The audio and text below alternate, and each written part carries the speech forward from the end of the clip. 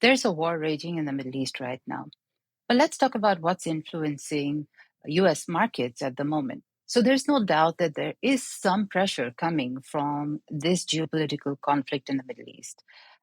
Obviously, nobody likes to see war, and there is the possibility that this war drags on and causes a serious disruption in energy and therefore pushes up energy prices and inflation.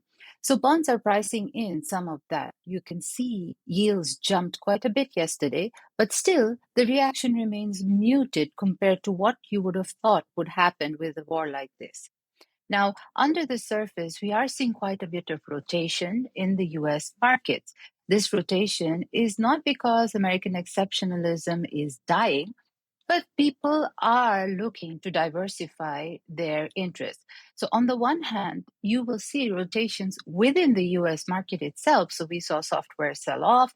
We're seeing some muted rotations out of um, even AI stocks. So, people are diversifying their risks within the US market. And then there is also diversifying the risks out of the US market. So, we're seeing a lot of interest in emerging markets, with Korea being one of the biggest beneficiaries of this, China as well. So international funds are rotating out of the US, not in large scale numbers, but significant enough when we compare it to the last few years. Now, under the surface, we also see that the AI concerns that were raised in the last couple of weeks have not gone away.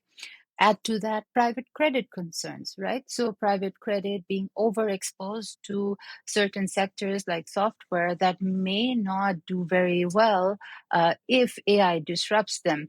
It remains to be seen whether that happens or not. Then, of course, there is the news that came out yesterday about chips being halted or a cap being put on chips being sent to China. And finally, of course, you have seasonality, what we call the Ides of March. So the first 2 weeks of March usually sees a lot of volatility and a lot of pressure on the US markets in general. And then the second 2 weeks of March, things start to get better, and April is a better month.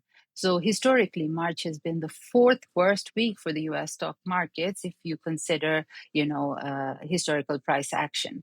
So everything considered, it's not just the war. The war obviously plays a big part, but you've got a seasonal weakness, and you've got a story of rotations beneath the surface, which is driving pressure in the U.S. markets right now.